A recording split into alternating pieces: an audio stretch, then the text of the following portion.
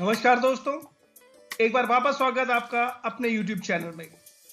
दोस्तों, laboratory glassware part 1, laboratory glassware part 2 और laboratory glassware part 3, इसमें हमने देखा कि लैब के अंदर बेसिक ग्लासवेयर कौन से काम आते हैं और तकरीबन हम सभी ग्लासवेयर कवर कर चुके हैं।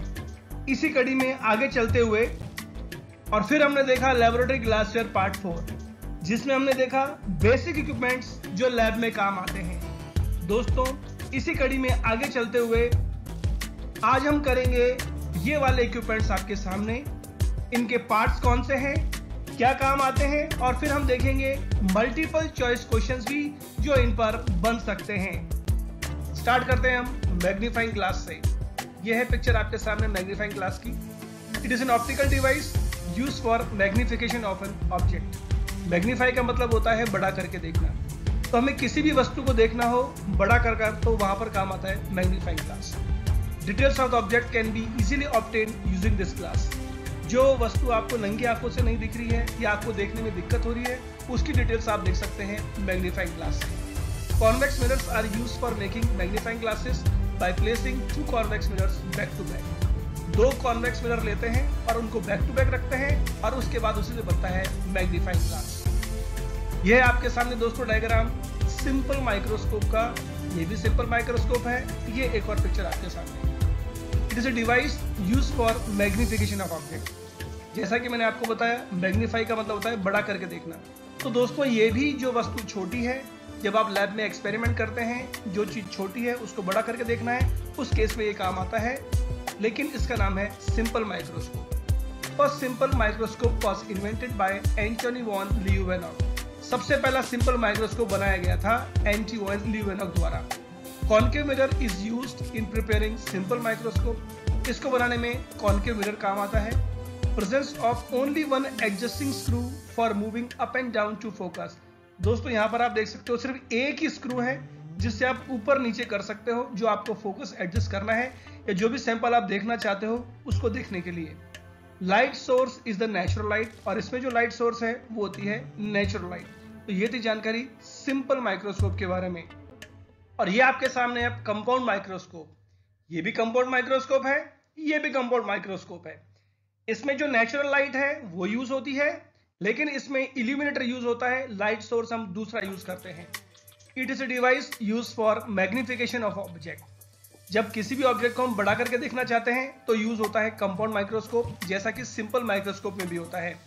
It has high resolution and 2 sets of lenses are use. दोस्तों, इसका रेजोल्यूशन ज्यादा होता है।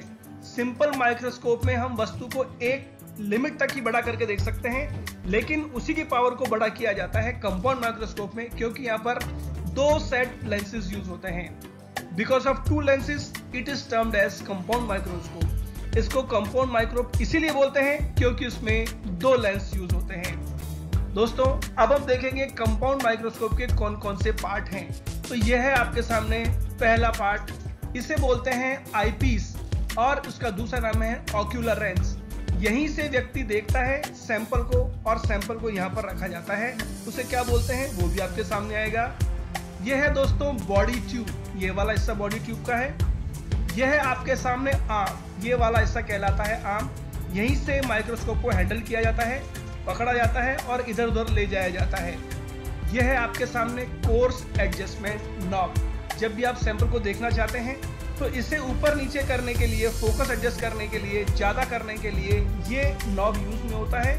इसे बोलते हैं कोर्स एडजस्टमेंट नॉब। और आपको जब फाइन एडजस्टमेंट चाहिए होता है तो एक और नॉब होता है, इसे बोलते हैं फाइन एडजस्टमेंट नॉब। यह है आपके सामने दोस्तों नोज पीस। दोस्तों, जो लेंस लगे होते हैं, एक तो ये वाला लेंस होता है और एक ये जो लेंस होता है। यहाँ पर 3 या 4 लेंस होते हैं जिन्हें हम घुमा सकते हैं नोज पीस की मदद से। तो हम कह सकते हैं कि जो आपके लेंसेज हैं ये नोज पीस से अटैच होते हैं। यह है आपके सामने दोस्तों ऑब्जेक्टिव। इसे ऑब्जेक्टिव बोलते हैं। यहाँ पर अलग अलग पावर के लेंस लगे होते हैं। यह है आपके सामने दोस्तों स्टेज। ये एक प्लेटफॉर्म का यूज करता है जहां पर आपको स्लाइड रखनी पड़ेगी, आपको सैंपल रखना पड़ेगा। यह है आपके सामने स्टेज क्लिप्स। स्लाइड हम यहाँ रखते हैं और स्लाइड मूवमेंट नहीं हो इधर उधर खिसके नहीं, इसलिए हम उस पर क्लिप लगा देते हैं, इसीलिए इसका नाम है स्टेज क्लिप्स। यह है आपके सामने दोस्तों कंडेंसर विद डायफ्राम। दोस्तों जो लाइट अंदर आ रही है उसे ज्यादा या कम किया जा सकता है, इसकी मदद से इसे बोलते हैं कंडेंसर। ये फोकस करने का काम करती है। और यहाँ पर इसमें एक चीज और होती है जिसे बोलते हैं डायफ्राम, जिससे मैं ज्यादा या कम कर सकता हूँ और लाइट को फोकस कर सकता हूँ। यह है आपके सामने दोस्तों मिरर, जिसका एक और नाम है रिफ्लेक्टर। जो लाइट आएगी वही लाइट आपको इल्यूमिनेट करती हुई दिखेगी। और ये जो नीचे वाला है इसे कहते हैं बेस, यही धरातल है जो पूरे माइक्रोस्कोप को संभाले हुए है। दोस्तों ये एक चीज है जिसे बोलते हैं अपर्चर। ये छेद होता है। जब आप स्लाइड देखते हैं, यहां से व्यक्ति देखता है सैंपल को, बिल्कुल उसकी आंखें इसी को देखती हैं। इस अपर्चर के थ्रू ये वाली लाइट ऊपर जाएगी और आपका सैंपल इसी से दिखेगा। दोस्तों ये सभी चीजें इस वाले माइक्रोस्कोप में भी है। जैसे ये आई पीस है, यहाँ पर भी आई पीस है, ये ट्यूब है, यहाँ पर आप देख सकते हैं ये ऑब्जेक्टिव है, ये स्लाइड रखी आपके सामने, यहाँ पर स्टेज क्लिप है, यहाँ पर लाइट सोर्स मिरर है, लेकिन यहाँ पर होता है इल्यूमिनेटर और ये होता है इसका बेस। दोस्तों ये है एडजस्टमेंट के लिए, जिसे फाइन एडजस्टमेंट होता है, इसके अंदर यहाँ पर भी आप इस माइक्रोस्कोप में देख सकते हैं। तो दोस्तों यहाँ पर कहानी हमने देखी माइक्रोस्कोप के पार्ट्स की। अब हम देखेंगे हम मल्टीपल चॉइस क्वेश्चन जो बहुत इंपॉर्टेंट है, माइक्रोस्कोप पे बनते हैं और आपके एग्जामिनेशन पॉइंट ऑफ व्यू से भी इंपॉर्टेंट है। लेकिन उससे पहले हम देखेंगे advantages of microscope and disadvantages of microscope. पहला एडवांटेज है दोस्तों, it is easy to handle. इसको हैंडल करना बहुत इजी है। आराम से इसको आर्म की मदद से कहीं भी ले जाया जा सकता है, एक से दूसरे स्थान पर। दूसरा है due to use of more than one lens better magnification can be achieved.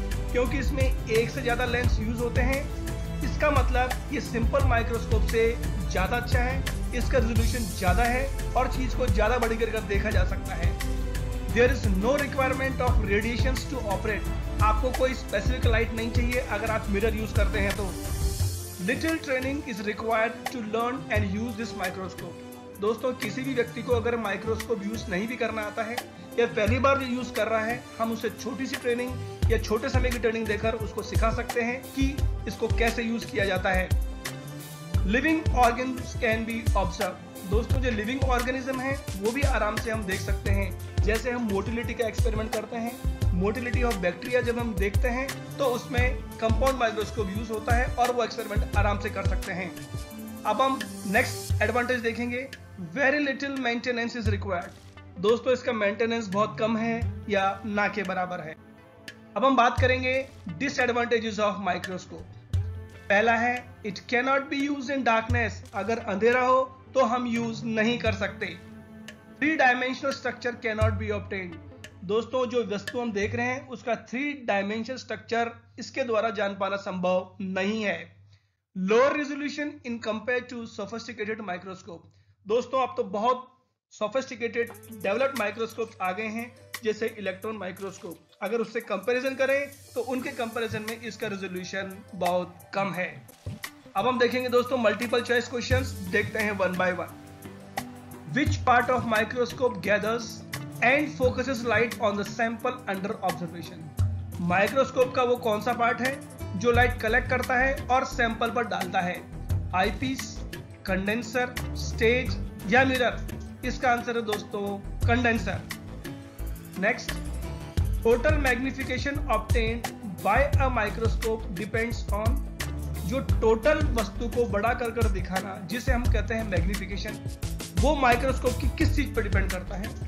Magnifying power of condenser, condenser की magnifying power, magnifying power of eyepiece, eyepiece की magnifying power, magnifying power of objective, objective की magnifying power, magnifying power of eyepiece and objective, इन दोनों की। तो दोस्तों इसका answer है इन दोनों की मैग्नीफाइंग पावर। अगला question, intensity of light entering in viewing area in microscope is controlled by. दोस्तों जो लाइट पूरी आ रही है उसकी इंटेंसिटी किससे कंट्रोल की जाती है? Fine adjustment knob, force adjustment knob, mirror या डायफ्राम? तो जैसा कि मैं आपको बता चुका हूं डिस्कस करते समय माइक्रोस्कोप के पार्ट्स, इसका आंसर है diaphragm. Next question, on the stage of microscope which part is used to hold the slide. Microscope के स्टेज वाले पार्ट पर जो हम स्लाइड रखते हैं उसको किससे होल्ड किया जाता है? Condenser, stage clip, nosepiece या आईपी? तो एग्जाम्पल है दोस्तों इसका स्टेज क्लिप। अगला क्वेश्चन देखते हैं। Following is not the component और पार्ट ऑफ अ माइक्रोस्कोप। निम्न में से कौन सा माइक्रोस्कोप का पार्ट नहीं है? Stage, arm, eyepiece, none of the above. तो दोस्तों ये तो सभी पार्ट है, इसका मतलब इसका आंसर है नन ऑफ द अबव। अगला question, who invented microscope? James Watt, Antonie van Leeuwenhoek, Rutherford या जेम्स स्वाबिक? इसका आंसर है दोस्तों एंटोनी वॉन ल्यूवेनॉक। तो दोस्तों ये थे बेसिक मल्टीपल चॉइस क्वेश्चंस जो कई बार एग्जाम्स में पूछे गए हैं या जिनकी पूछे जाने की प्रोबेबिलिटी बहुत ज्यादा है। दोस्तों आपको जानकारी कैसी लगी? आपको ऐसे ही वीडियो मिलते रहेंगे, कमेंट जरूर कीजिएगा। और एक और चीज, आपसे जल्द मुलाकात होगी लेबोरेटरी ग्लासवेयर पार्ट 5 में, इसलिए कमेंट जरूर कीजिएगा, शेयर जरूर कीजिएगा, लाइक जरूर कीजिएगा और चैनल सब्सक्राइब करना। दोस्तों आपका कमेंट ही हमारा मोटिवेशन है, हमें नए वीडियो बनाने की प्रेरणा देता है, इसलिए आपसे रिक्वेस्ट है कमेंट, लाइक और शेयर जरूर कीजिए। सुरक्षित रहे। धन्यवाद। जय हिंद, जय भारत।